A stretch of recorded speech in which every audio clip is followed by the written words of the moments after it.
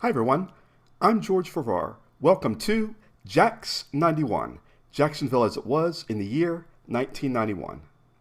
The 1990s would open with 3 U.S. Naval Air facilities in Jacksonville, NES JAX, Cecil Field, and Mayport, and end with 2.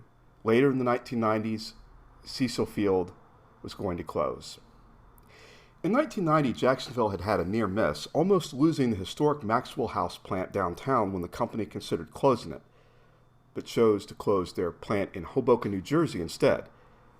So people in Jacksonville who worked in Jacksonville's downtown plant, who were threatened with a possible layoff in 1990, had, in the opening days of 1991, a brighter future ahead. For me, 1991 was the year that I would generally look back and say, this was the world of the old ways before the dot-com internet, email, smartphones, and social media descended like a giant ocean wave cascading over us. There were always the city's libraries, and back when you had to use stamps and mail, the post office. A new Duval County Jail opened in 1991. The previous one was overcrowded and had been subject to lawsuits for overcrowding. The new jail was cited for proximity to the old Duval County Courthouse on the North Bank riverfront next to the old City Hall, both since demolished. Speaking of demolition, 1991 was the year that the old Acosta Bridge was closed to be demolished to make way for the construction of the span and skyway crossing that we know today. And here we see some historic pictures of the Acosta Bridge.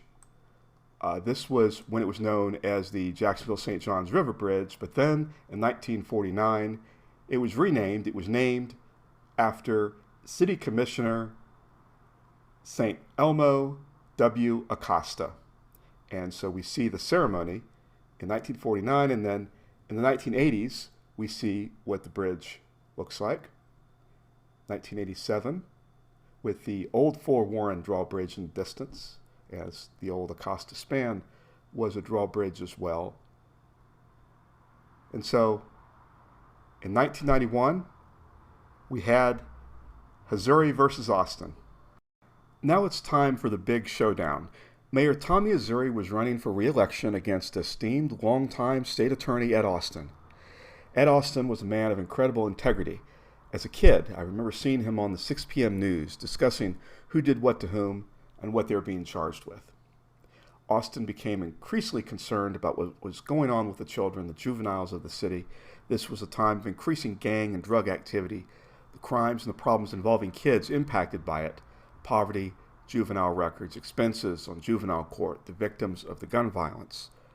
I mentioned this on JAX 90. By the time 1991 rolled along, things seemed to be getting no better. And so there was what this Ed Gamble, Florida Times Union political cartoon, coins as mudslinging, right? A lot of back and forth between the candidates. So here we have the election results. I even have pulled down the election results from the Supervisor of Elections website to bring to you what the election looked like back in 1991. And so we have Ed Austin winning just over 50%,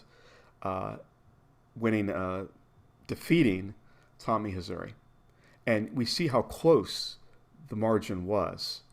And so it's something to think about, that if just enough people had voted the other way, we then would ask, what direction would the city have taken with a second term of Tommy Hazouri? I now want to read to you an article, dateline August 11th, 1989, from Ron Word with the Associated Press. Mayor Tommy Hazouri, at the controls of a crane wielding a wrecking ball, officially marked the end of 36 years of toll bridges in Jacksonville by helping demolish several toll booths. After collecting some $370 million in tolls from 1.5 billion motorists, the tolls were removed Friday from 4 local bridges and a 4-lane expressway. We've taken a quantum leap forward in improving the quality of life for our city. Today is like New Year's, Christmas, and the 4th of July rolled into one, Hazouri said, at ceremonies at the Matthews Bridge, which opened in 1953. Former Mayor Tommy Hazouri died in September of 2021. I have great admiration for both him and former Mayor Godbold, who died in January 2020. Both mayors I profiled on this series during the immediate years preceding their deaths. In fact, because of this, I delayed the production of this show until now and gave great thought about Tommy Hazouri's legacy as mayor. His leadership getting the tolls removed off the bridge approaches and other spots throughout the city in 1989, since restored in newer areas in the 21st century. His fight against pollution to keep Maxwell House from leaving to get a handle on the public housing problem, coupled with the efforts of Mayor Godbold and the City Council for the development of the Riverwalk on the South Bank and the creation of the Landing on the North Bank, a shopping, dining, and entertainment center since demolished. With all of these efforts spanning many years since the times of Mayor Hayden Burns' leadership for the cleanup of the riverfront in the 1950s, up to the development of the convention center from the old train station, the Landing, Riverwalk, and the sprouting up of corporate office parks and regional malls, the growth of a powerful television and consumer market in North Florida, the construction of the Buckman Bridge and Dames Point Bridge, which spurred increased development to the southeast in Mandarin and towards the beaches in East Arlington and out at the beaches. Massive population growth. Of course, we know what's coming. In 1991, the National Football League announces that they will be adding 2 expansion teams. I now would like to read to you from an article from the Washington Post dated May 16, 1991, entitled NFL Moves Toward Expansion by a reporter named Mark Asher.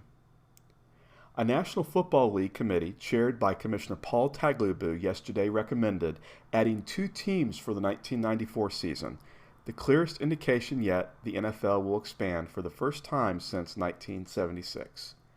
The recommendation of the 8-member Realignment and Expansion Committee, which met for 3 hours yesterday and includes the chairman of 7 other owners' committees, is expected to be ratified at a 2-day owners' meeting starting next Wednesday in Minneapolis. Former NFL cities Baltimore and St. Louis, as well as Charlotte, North Carolina, are expected to be among the leading candidates for the 2 franchises, which are expected to cost more than $100 million each, though a league spokesman said no price has been established. If the NFL follows past procedures as expected, the cities will be selected first, and then the ownership groups will be chosen by the current owners, said Joe Brown, a league vice president. Notice how the article doesn't reference Jacksonville at all. The remainder of the article doesn't reference Jacksonville. So it's amazing when you think about what is to come. But all of this is something that has been in the works for years, as you've seen as we go back, if we look back in Jacksonville's history, as far back as the 1970s, there's been an effort. So in 1989, an organization was formed up called Touchdown Jacksonville to carry forward the effort that had started in the 1970s. So we're approaching some exciting times ahead indeed. And meanwhile, in 1991, I'm 16. I can think back to these times, and I know that there's a lot that's ahead for me in life at that point. And I can remember riding downtown with my father driving and going past the signs of the future signs, heading towards the Landing where my dad and we would just walk along the river. And I think back, and I'm so happy to think back and to see how fortunate I was to live in Jacksonville at that time in the early 1990s, with so much changing. There was so much changing, and there's so much ahead. A lot of dramatic changes were coming, not just in my life, but also with the city. I greatly appreciate your viewership of the series over the years. Stay tuned to this channel for coming episodes spanning 1992 to 1995. I expect to broadcast JAX 92 in February and to complete our series with JAX 95 by June 15th, 2022. We're on Facebook groups at History Jacksonville, where there's even more Jacksonville history to enjoy. Please check out theleftturnetwork.com for all of my shows. Thanks for watching. Take it easy. See you later.